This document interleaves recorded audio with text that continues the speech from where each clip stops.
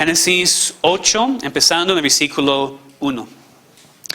Y se acordó Dios de Noé y de todos los animales, y todas las bestias que estaban con él en el arca. E hizo pasar Dios un viento sobre la tierra, y disminuyeron las aguas. Y se cerraron las fuentes del abismo, y las cataratas de los cielos, y la lluvia de los cielos fue detenida. Y las aguas decrecían gradualmente de sobre la tierra, y se retiraron las aguas al cabo de 150 días. Y reposó el arca en el mes séptimo, a los 17 días del mes, sobre los montes de Ararat. Y las aguas fueron decreciendo hasta el mes décimo. Y en el décimo, al primero del mes, se descubrieron las cimas de los montes. Sucedió que al cabo de 40 días abrió Noé la ventana del arca que había hecho y envió un cuervo, el cual salió y estuvo yendo y volviendo hasta que las aguas se secaron sobre la tierra. Envió también de sí una paloma para ver si las aguas se habían retirado de sobre la faz de la tierra. Y no halló la paloma donde sentar la planta de su pie, y volvió a él al arca, porque las aguas estaban aún sobre la faz de toda la tierra. Entonces él extendió su mano y tomándola, la hizo entrar consigo en el arca. Esperó aún otros 7 días y volvió a enviar la paloma fuera del arca. Y la paloma volvió a él a la hora de la tarde. He aquí que traía una hoja de olivo en el pico. Y entendió Noé que las aguas se habían retirado de sobre la tierra. Y esperó aún otros 7 días y envió la paloma, la cual no volvió ya más a él. Sucedió que en el año 601 de Noé, en el mes primero, el día primero del mes, las aguas se secaron sobre la tierra. Y quitó Noé la cubierta del arca y miró, y aquí que la faz de la tierra estaba seca. En el mes segundo, a los 27 días del mes, se secó la tierra. Entonces habló Dios a Noé diciendo: sal del arca tú y tu mujer y tus hijos y las mujeres de tus hijos contigo. Todos los animales que están contigo, de toda carne, de aves y de bestias y de todo reptil que se arrastra sobre la tierra, sacarás contigo. Y vayan por la tierra y fructifiquen y multiplíquense sobre la tierra. Entonces salió Noé, sus hijos, su mujer y las mujeres de sus hijos con él, todos los animales y todo reptil y toda ave, todo lo que se mueve sobre la tierra según sus especies, salieron del arca. Y edificó Noé un altar a Jehová, y tomó de todo animal limpio y de toda ave limpia, y ofreció holocausto en el altar. Y percibió Jehová olor grato. Y dijo Jehová en su corazón: no volveré más a maldecir la tierra por causa del hombre, porque el intento del corazón del hombre es malo desde su juventud. Ni volveré más a destruir todo ser viviente como he hecho. Mientras la tierra permanezca, no cesará la sementera y la siega, el frío y el calor, el verano y el invierno, y el día y la noche. Bendijo Dios a Noé y a sus hijos, y les dijo: fructificad y multiplicaos y llenad la tierra. El temor y el miedo de vosotros estarán sobre todo animal de la tierra, y sobre toda ave de los cielos, en todo lo que se mueve sobre la tierra, y en todos los peces del mar. En vuestra mano son entregados. Todo lo que se mueve y vive os será para mantenimiento. Así como las legumbres y plantas verdes, os lo he dado todo. Pero carne con su vida, que es su sangre, no comeréis. Porque ciertamente demandaré la sangre de vuestras vidas. De mano de todo animal la demandaré, y de mano del hombre. De mano del varón, su hermano, demandaré la vida del hombre. El que derramare sangre de hombre, por el hombre su sangre será derramada. Porque a imagen de Dios es hecho el hombre. Mas vosotros fructificad y multiplicaos, procread abundantemente en la tierra y multiplicaos en ella. Y habló Dios a Noé y a sus hijos con él diciendo: he aquí que yo establezco mi pacto con vosotros y con vuestros descendientes después de vosotros, y con todo ser viviente que está con vosotros, aves, animales y toda bestia de la tierra que está con vosotros, desde todos los que salieron del arca hasta todo animal de la tierra.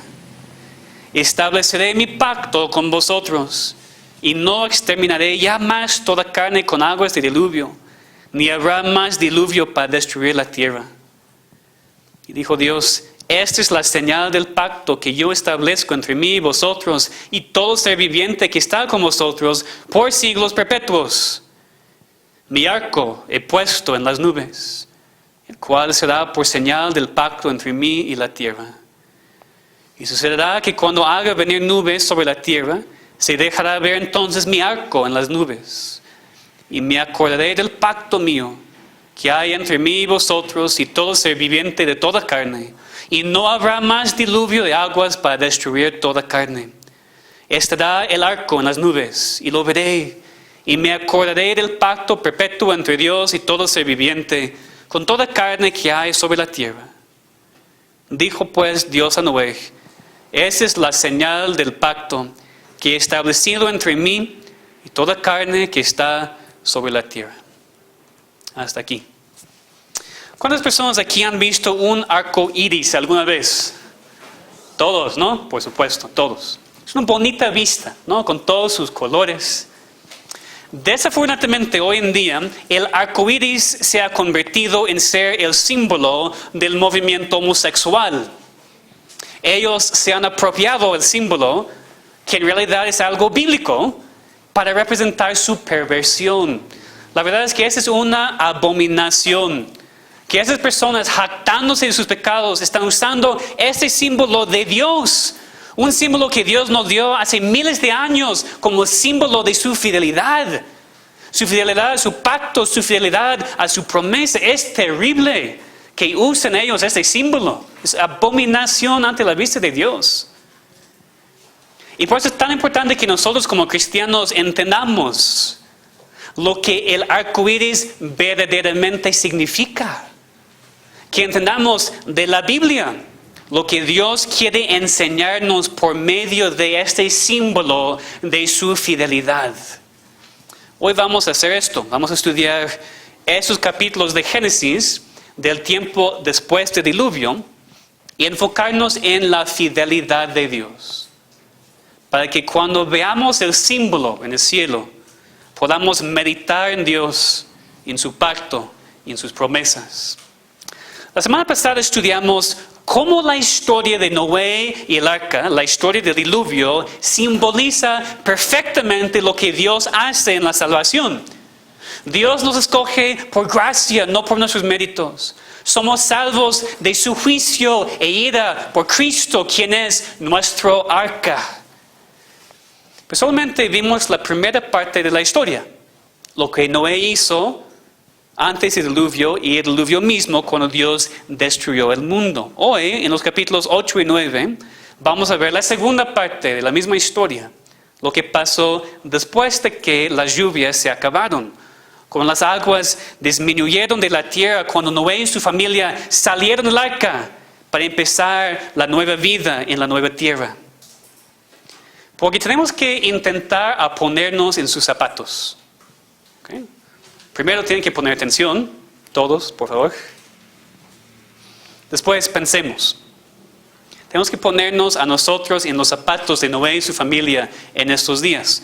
Como yo mencioné la semana pasada, el gran peligro de esta historia es que es tan conocida. Y ya no pensamos en lo que realmente significa. Pero piensen conmigo, ¿ok?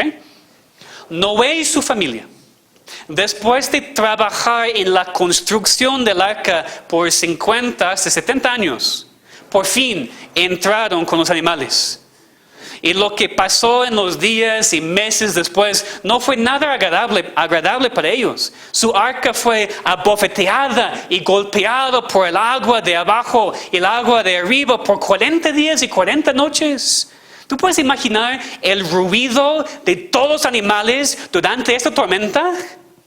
El mareo de las personas y después la claustrofobia de no poder salir por meses y meses y meses después. Ellos estaban en el arca por un año. Muchas veces no nos damos cuenta de esto. 40 días y 40 noches de lluvias. Un año entero en el arca. Imagínense. Por fin salen. Por fin. Pero el mundo ya es diferente. Ninguna otra persona había sobrevivido. La topografía de la tierra ha cambiado completamente. Es decir, diferentes continentes, diferentes ríos, diferentes puntos de referencia. Ellos no tienen hogar, ellos tienen que empezar de nuevo. Imagínense ustedes cómo ellos se sintieron. Desanimados, tal vez, por lo menos incómodos, por lo menos un poco tristes. Pero en ese tiempo de inseguridad e incomodidad para ellos, en ese tiempo de dificultad y prueba para los únicos 8 seres humanos todavía sobreviviendo, Dios demostró su fidelidad. Ese es el tema. Y el tema de esa historia con Noé es el tema para nosotros hoy en día. Dios les cuidó a ellos, Dios les protegió, Dios les dio una confianza para poder empezar de nuevo. Dios les dio una señal en las nubes que siempre iba a cumplir sus promesas. Así que en esta parte de la historia podemos ver aún más verdades espirituales. Otra vez, eso no es solamente una historia para niños.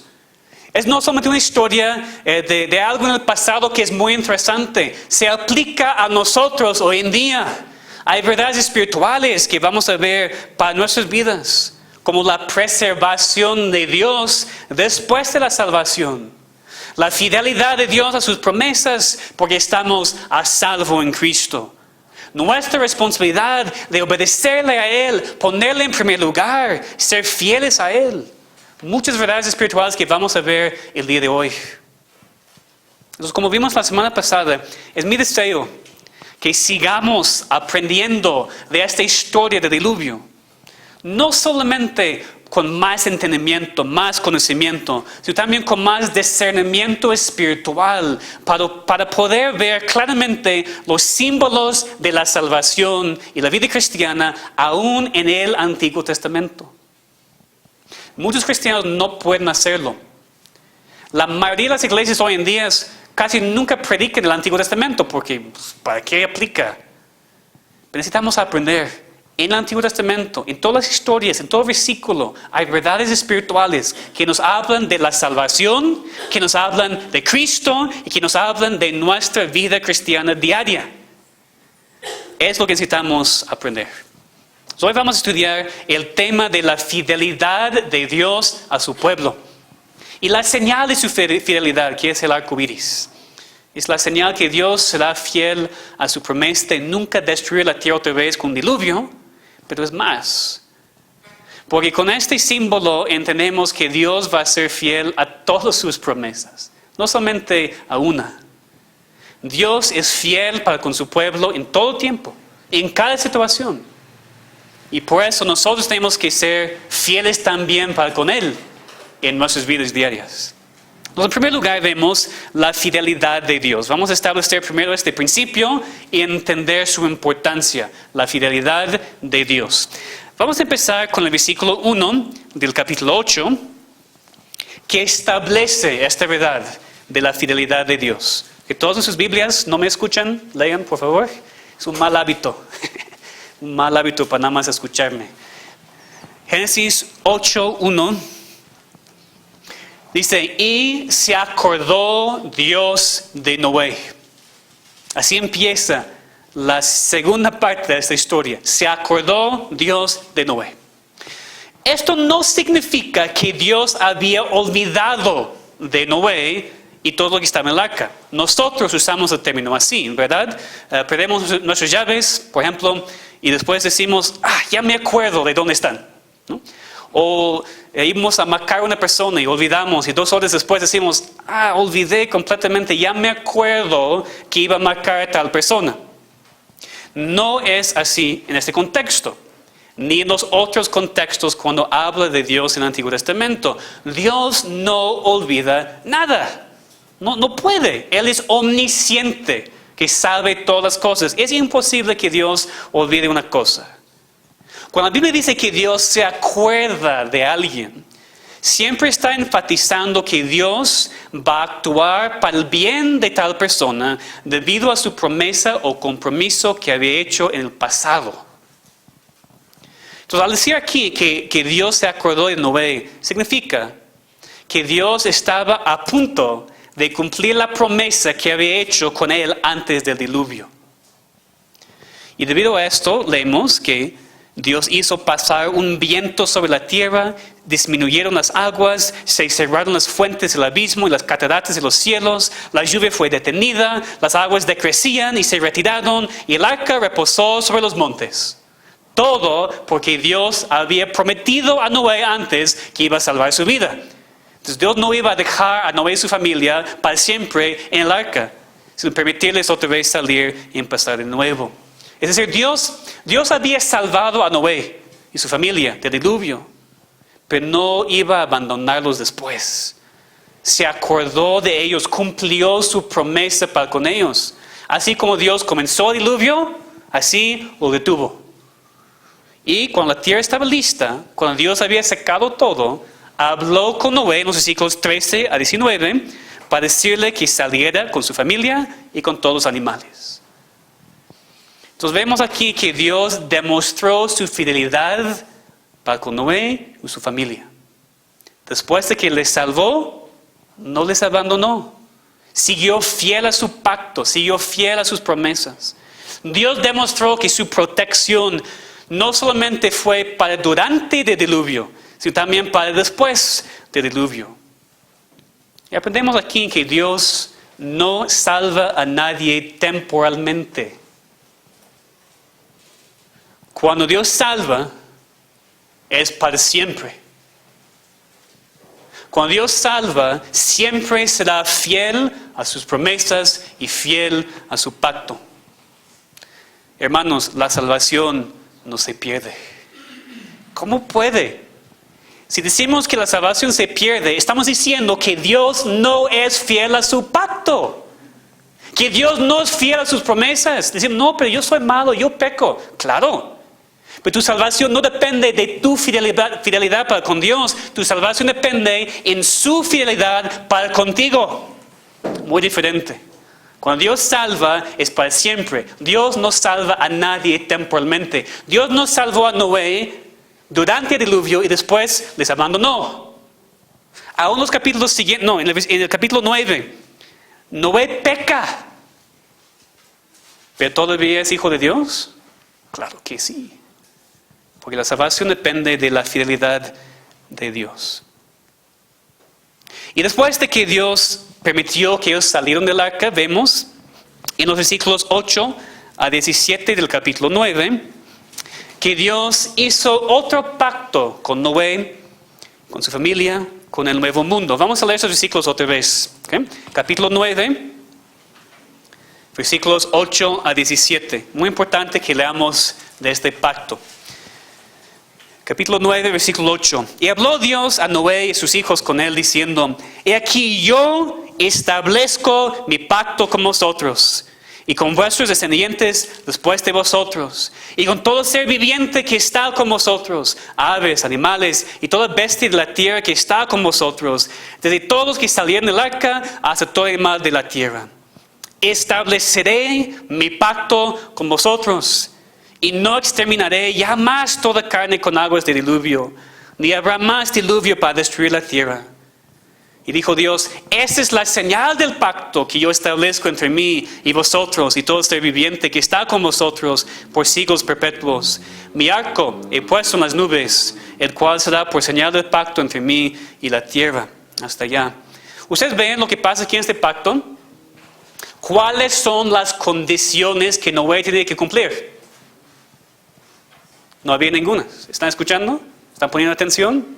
¿Cuáles son los requisitos aquí en este pacto para Noé? No hay, no existen, no hay ninguno. Dios dijo: yo establezco mi pacto con ustedes. Punto. Es un pacto incondicional. Aquí vemos la fidelidad de Dios ilustrada por este pacto y por la señal del pacto, que es el arco iris. Este arco iris es la señal, es el sello, es la prenda, es el símbolo visible del pacto, para que todos después de Noé, nosotros, podamos ver el símbolo y recordar la promesa y el pacto de Dios para con nosotros. No hay excusa para nosotros a no recordar que Dios es fiel. Ya está escrito en la palabra, lo hemos experimentado, Pero Dios aún ha puesto un símbolo físico en las nubes para recordarnos de su gran fidelidad, de su pacto para con nosotros y toda la tierra. Este pacto no es el pacto de la salvación espiritual. Entendemos eso, ¿no? Porque es un pacto universal. ¿Qué dice el versículo 12? Dijo Dios, esa es la señal del pacto que yo establezco entre mí y vosotros y todo ser viviente que está con vosotros por siglos perpetuos. Es muy interesante porque este es un pacto, o no es un pacto, que Dios hizo solamente para con su pueblo. Es un pacto para todo el mundo. Esto comúnmente se llama la gracia común. O a mí me gusta más la misericordia común. Dios no prometió que nunca iba a destruir a los cristianos otra vez con diluvio, sino que no iba a destruir el mundo, aún sabiendo la maldad del ser humano, como vemos en el capítulo 8, versículos 21 y 22, cuando Dios mismo dijo, no volveré más a maldecir la tierra por causa del hombre, porque el intento del corazón del hombre es malo desde su juventud. Entonces, Dios no estableció este pacto porque sabía que los seres humanos iban a actuar bien, sino a pesar de ellos. Dios estableció su pacto aún sabiendo todo el mal, todo el pecado que iba a empezar en su mundo otra vez. Esa es mucha gracia, mucha misericordia para con un mundo que no merece este pacto. Este pacto, como dije también, depende solamente de Dios. Es como el pacto que hizo con Noé antes del diluvio. No estaba pidiendo nada. No hay requisitos. Nada más Dios dijo, eso es lo que yo voy a hacer. Y así es en la salvación también. En el pacto de la gracia, en el pacto que es parte de la salvación, nada depende de nosotros. Es un pacto incondicional en cuanto a nuestros méritos. No tenemos que hacer buenas obras, no tenemos que tener méritos para recibir la salvación. Es un pacto que Dios establece con su pueblo que depende totalmente de Él. Y tenemos que entender eso claramente. Casi cada domingo lo menciono. Y tal vez alguien dice, ¿por qué cada vez mencionas eso? Porque es esencial. Una persona todavía piensa que puede contribuir a su salvación, no puede ser salva. Hasta que tú entiendes cuán malo eres en ti mismo y sin Cristo, no puedes ser salvo. Entonces lo repito porque es básico. Es el fundamento de toda la salvación. No es por obras. Es completamente la obra de Dios. Él salva sin ningún mérito humano. Nos salva por los méritos de Cristo, por su sangre y por su obra. Y vemos en este pacto que la señal es el arco iris. Es la prenda visible. Es el sello visible de su pacto. Dios dijo, mi arco he puesto en las nubes, el cual será por señal del pacto entre mí y la tierra. Entonces, después del diluvio, Dios hizo un pacto de misericordia para con todo el mundo. Un pacto demostrando su fidelidad y nos dio la señal del pacto para que nosotros, cada vez que lo veamos, podamos meditar en la fidelidad de Dios. A veces vemos un arco iris aquí, podemos ver los dos lados y salimos a la casa y vemos, sí, qué bonito, qué bonito, qué bonito. Está bien, sí, es muy bonito. Pero cuando vemos el arco iris debemos pensar, me acuerdo cuán fiel es mi Dios. Es el punto, no solamente para decoración, no solamente para ser bonita a la vista, es para que recordemos, mi Dios es fiel.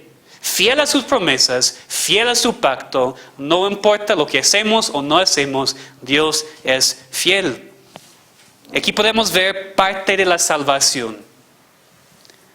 Ya que estamos a salvo en el arca, ya que somos salvos por Cristo, Dios hace un pacto con nosotros para no destruirnos. Tenemos como cristianos la seguridad de que no tendremos que sufrir bajo su ira porque Cristo sufrió en nuestro lugar. Y Dios nos da una señal también de la salvación. No es el arco iris, es el Espíritu Santo. Dios mismo que mora en nosotros.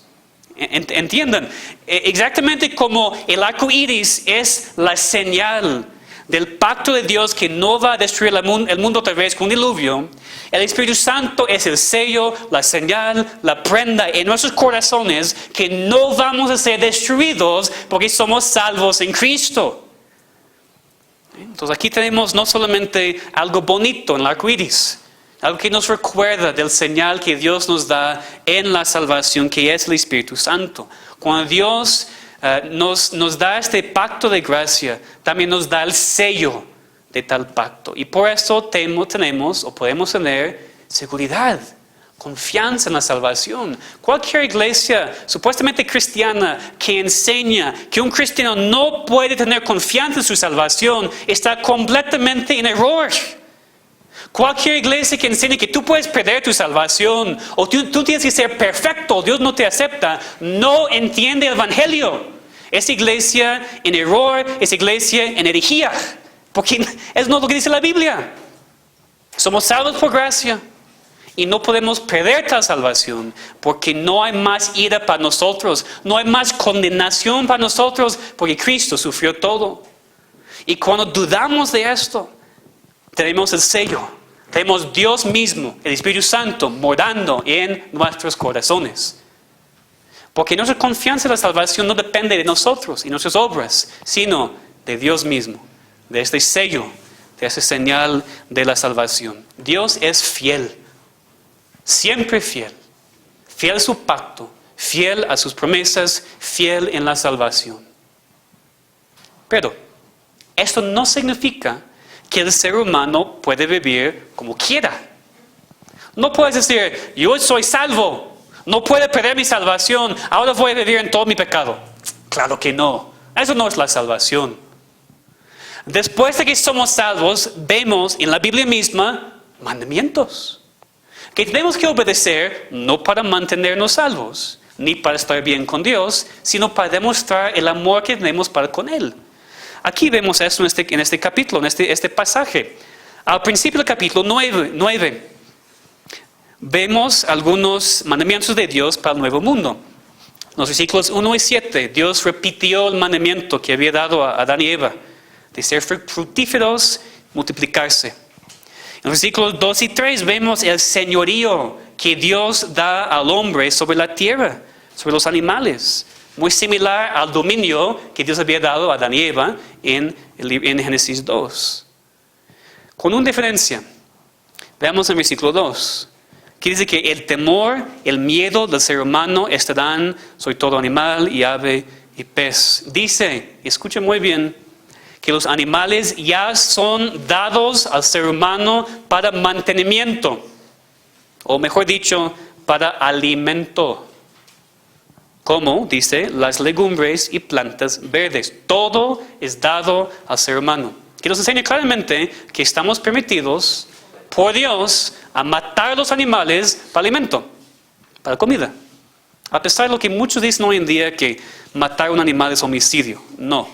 Porque Dios dice aquí, todo nos es dado para comida. Animales así como plantas verdes. ¿Sí? Para ser muy claros. Pero también vemos una prohibición en el versículo 4. Ellos no fueron permitidos a comer carne con su vida, dice, que es su sangre. Eso no significa que es malo comer carne que tiene o tenía sangre. Eso no es lo que dice. Así que no debemos comer carne mientras todavía vive. Que la sangre aquí representa la vida. Y por eso la prohibición no está en contra de comer carne con sangre, sino en contra de comer la carne mientras la sangre todavía está fluyendo en la carne. ¿Por qué? Porque la sangre es la vida. Entonces nadie puede tomar ese versículo y decir, no podemos comer del vaca, porque ya sangre. No. Pero no podemos comer de la vaca mientras está viviendo. ¿Okay? Esa es la diferencia. Pero aquí el enfoque realmente no está en la sangre de animal. Porque muy pronto Dios enfatiza otra cosa. En los versículos 5 y 6 habla de la sangre del ser humano y la importancia de la vida del hombre creado en la imagen de Dios.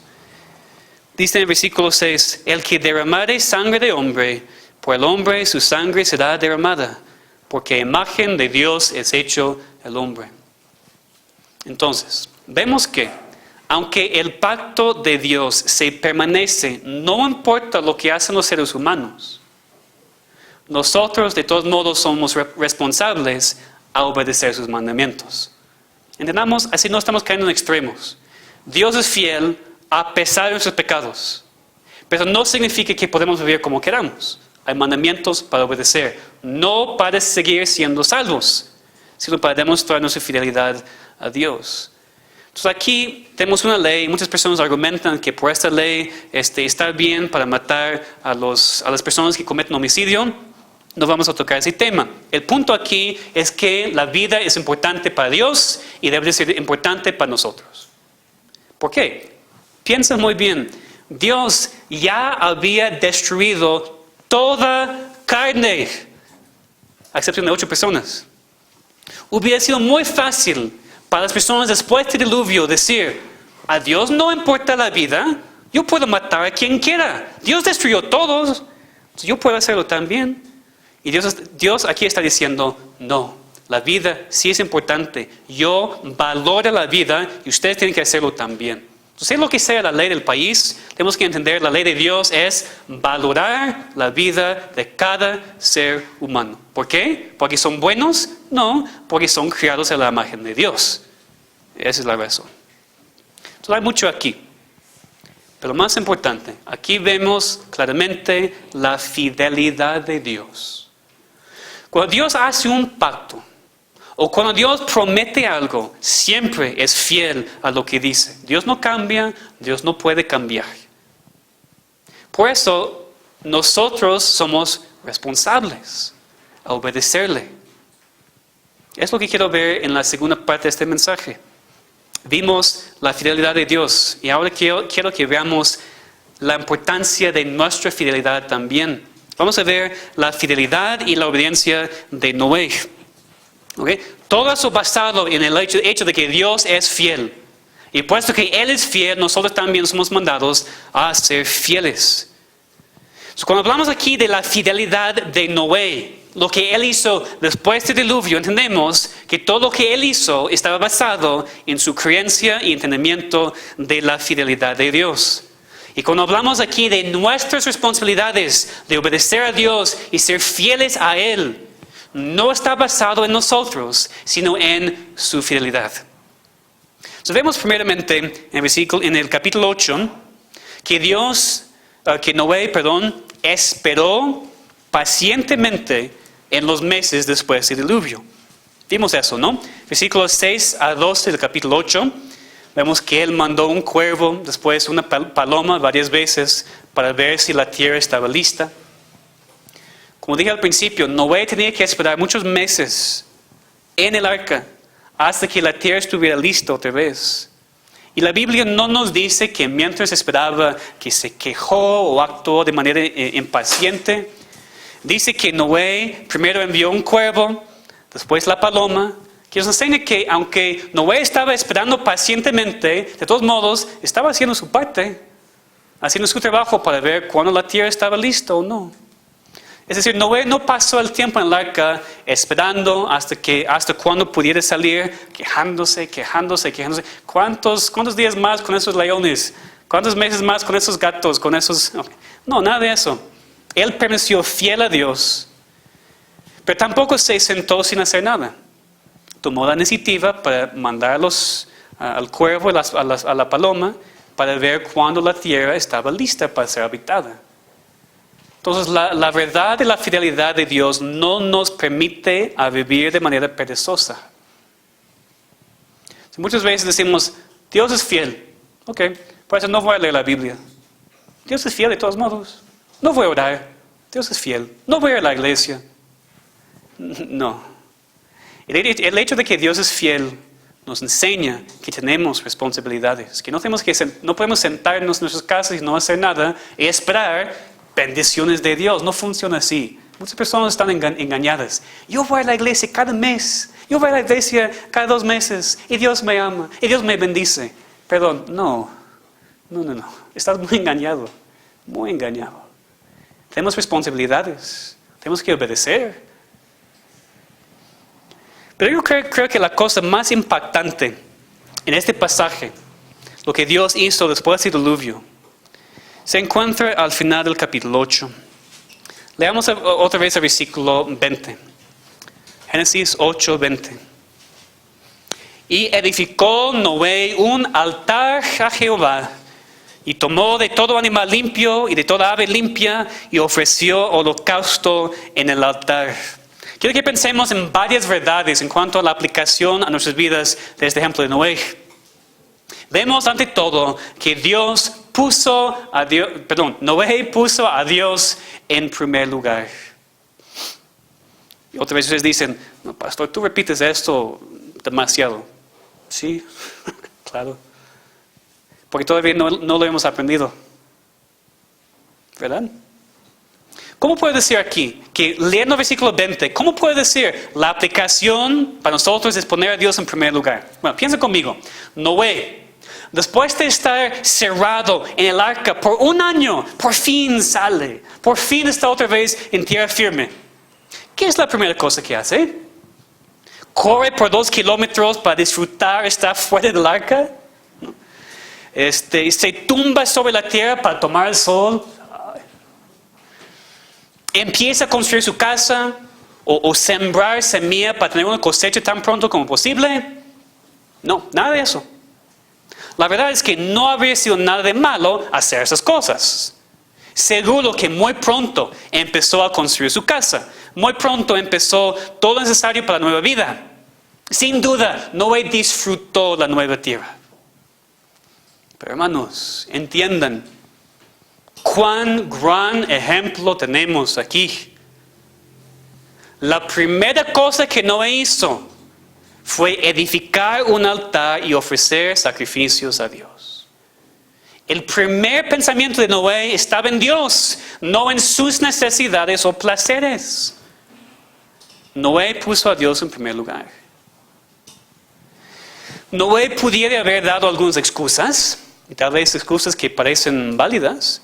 No tuvo casa, no tuvo redil para sus animales, muchas cosas que hacer. Pero no, primero pensó en Dios, primero pensó en su gratitud para con Él y su fidelidad. Pensó primero en su necesidad de obedecer sus leyes. Un autor dijo en cuanto a Noé y sus prioridades: ningún tiempo es perdido cuando lo damos a Dios. Otra vez, ningún tiempo es perdido cuando lo damos a Dios. Así es, hermanos. No solamente para Noé, sino para nosotros. El tiempo que invertimos en la lectura de la Biblia, en oración, en la iglesia, no es tiempo perdido. No es posible. Tú dices, no quiero venir a la escuela dominical porque tengo tantas cosas que hacer. ¿Qué es más importante? Tú o Dios. Ustedes que son cristianos, porque los incrédulos no pueden entender, pero ustedes, hermanos y hermanas en Cristo, no hay ninguna excusa nunca para no poner a Dios en primer lugar. Ninguna excusa nunca. Tú dices, no, pastor, pero mi trabajo. Okay. Noé tenía trabajo. Mucho más trabajo de lo que tú puedes imaginar. Tenía que reconstruir la tierra entera con nada más su familia. Entonces no te quejes de trabajo. Noé tenía muchísimo. Pero de todos modos puso a Dios en primer lugar antes de su trabajo. Tú dices, no, pero mi tiempo libre. Bueno, seguro que Noé quería disfrutar algunas cosas en la tierra después de estar en el arca por tanto tiempo, pero puso a Dios en primer lugar, antes de sus propios deseos. Dios era fiel a Noé y Noé respondió en ser fiel a Dios, en ponerle a Él en primer lugar. ¿Se sienten incómodos? Espero que sí. Ese es mi deseo. Para mí también. Para todos nosotros, deberíamos sentirnos incómodos porque honestamente no ponemos a Dios en primer lugar en todo. Nadie aquí, no me digas que tú sí, nadie. Es un problema que todos nosotros tenemos. problema es que ustedes, yo también, nosotros escuchamos una y otra vez, y otra vez, y otra vez, la prédica, el pastor dice lo mismo, y no cambiamos. Eso demuestra corazón duro, muy duro. No por mí, corazón duro en contra de Dios. Obviamente, por favor, no vayan a los extremos.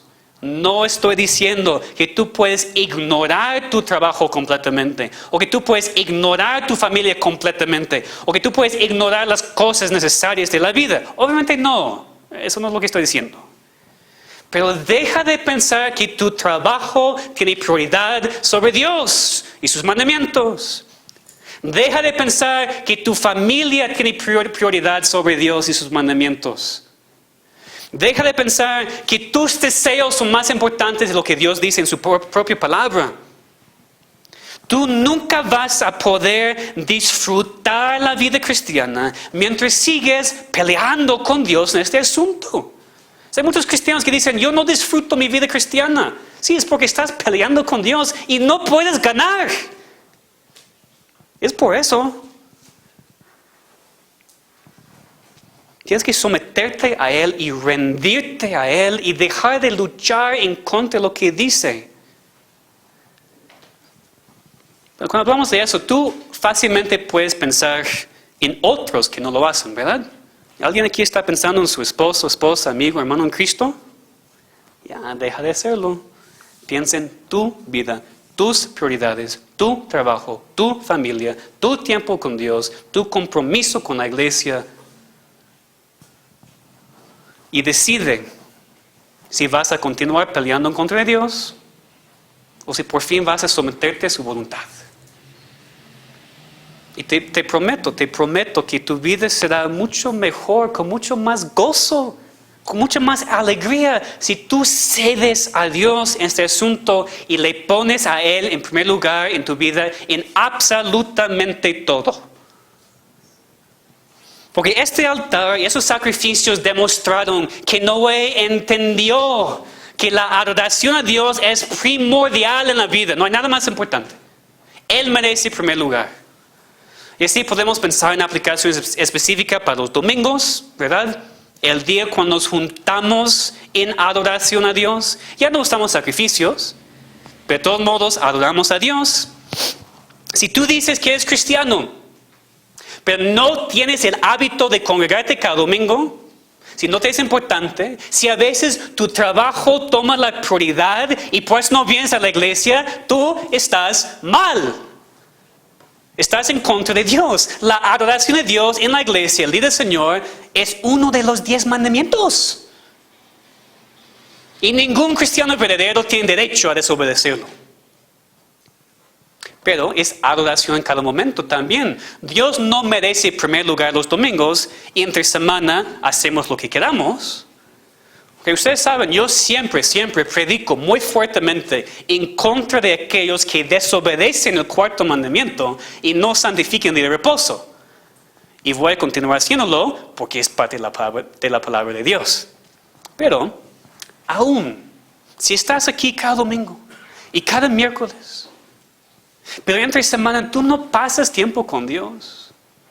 Entre semana estás preocupado por tus placeres y tu trabajo, tu familia, y no adoras a Dios como deberías, también tú estás mal. Cada persona aquí, sin duda, diría que Dios tiene primer lugar en su vida. Pero simplemente no es la verdad. Si vemos en nuestras rutinas a cuánto tiempo dedicamos a ciertas cosas cada día, es claro que nadie lo hace como debería. Nadie. Ni yo, ni ustedes. Entonces todos nosotros tenemos que aprender de Noé y su ejemplo en este pasaje. La primera cosa que hizo fue ofrecer sacrificios, entrar en adoración a Dios. Le puso a Él en primer lugar. Tenemos que hacer lo mismo, hermanos. No porque así vamos a ser salvos, no porque si no lo hacemos vamos a perder la salvación, sino porque Dios es fiel y queremos ser fieles a Él también. No lo hagan por mí. No lo hagan porque yo lo repito una y otra vez. No. Dios es fiel a ti. ¿Por qué no quieres ser fiel a Él? Entonces hemos visto claramente en este pasaje la fidelidad de Dios. Él se acuerda de sus promesas. Él hace un pacto con su pueblo. Dios no nos abandona ni nos deja solos. Y puesto que Dios es tan perfectamente fiel para con nosotros, podemos y queremos obedecerle y demostrar nuestra fidelidad para con Él. Yo quiero que terminemos meditando aún más en la aplicación espiritual que tenemos en esta historia. El gran símbolo de la fidelidad de Dios para con su pueblo en todos los siglos. Podemos ver una gran comparación con lo que Dios hace para con su pueblo después de la salvación y lo que vemos aquí en esta historia. Así como Noé, Dios nos escoge por su pura gracia, no debido a nuestros méritos, y nos salva por medio de su Hijo, el arca perfecto. Ya no tenemos que sufrir bajo su ira porque Cristo sufrió en nuestro lugar. Pero después de la salvación, Dios no nos olvida.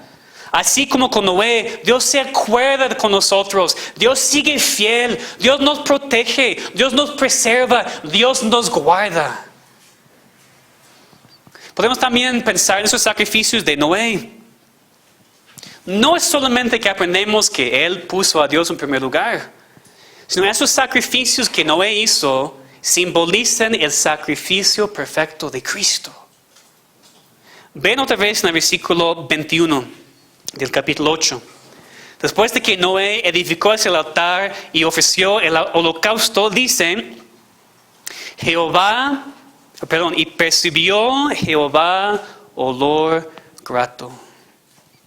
Dios percibió un olor grato de los sacrificios y por eso hizo su pacto con Noé. En términos espirituales, en el sacrificio de Cristo, Dios también percibe olor grato. Cuando Él nos ve en Cristo, limpiados por su sangre, percibe olor grato. Naturalmente, en nuestras obras no hay olor grato, hay olor malo. ¿Qué dice Isaías? Tenemos nada más trapos de inmundicia. ¿Cómo huelen los trapos? Mal. En nosotros mismos Dios percibe olor malo. Pero cuando somos cubiertos por la sangre de Cristo, esa sangre que derramó en su sacrificio, así como aquí, Dios percibe olor grato y nos acepta en Cristo.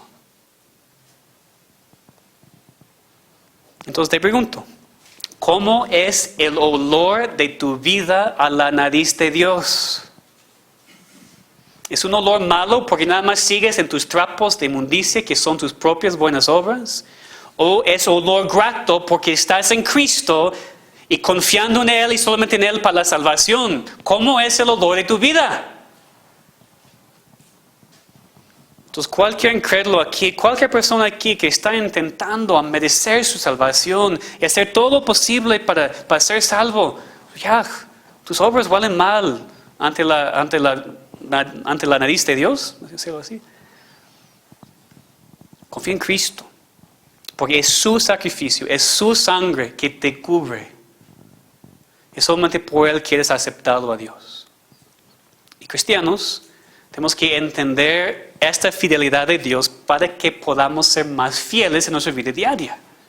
Cristo se sacrificó a sí mismo por nosotros y así que tenemos que sacrificarnos a nosotros para Él. Sabemos que Romanos 12 dice que Dios nos manda a presentar nuestros cuerpos como sacrificios vivos, siendo transformados en vez de conformados al mundo.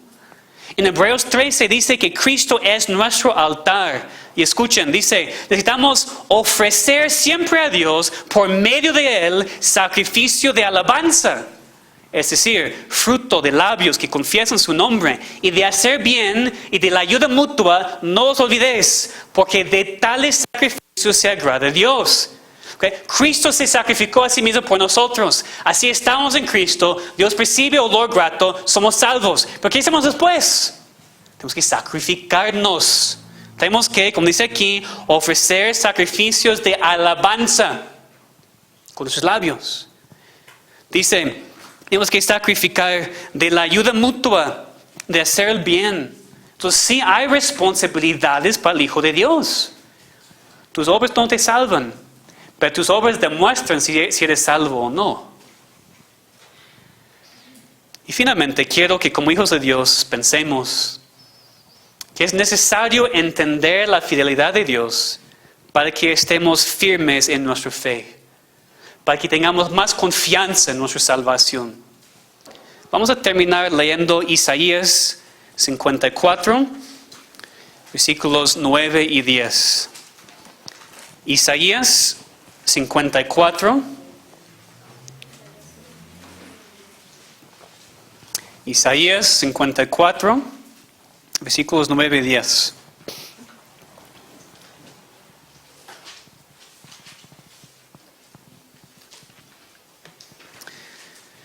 Libro de Isaías.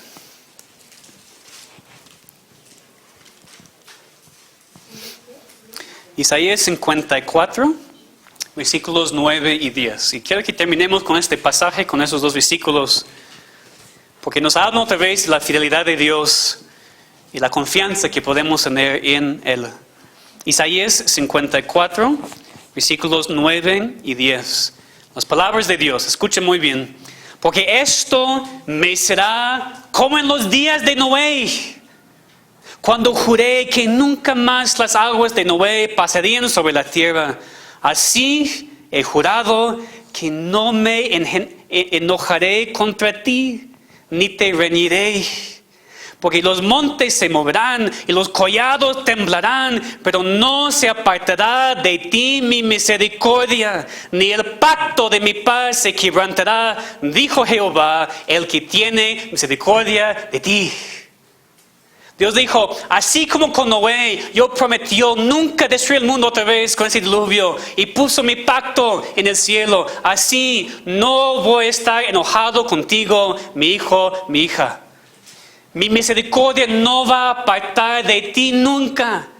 Otra vez vemos, si tú crees que la salvación se pierde, dices que Dios es mentiroso. Así de fácil. Porque Él dice, mi misericordia nunca va a apartar de ti. Dios dice que nunca va a estar enojado otra vez con su pueblo. Imposible. Cristiano, esta es la promesa de Dios hoy para ti. Así como Dios era fiel en los días de Noé, así como hizo su pacto y cumplió sus promesas, así es hoy en día también para ti, hijo de Dios, hija de Dios. Su misericordia nunca se apartará de ti. Nunca. Y por eso le adoramos. Por eso le ponemos en primer lugar. Por gratitud no puede ver.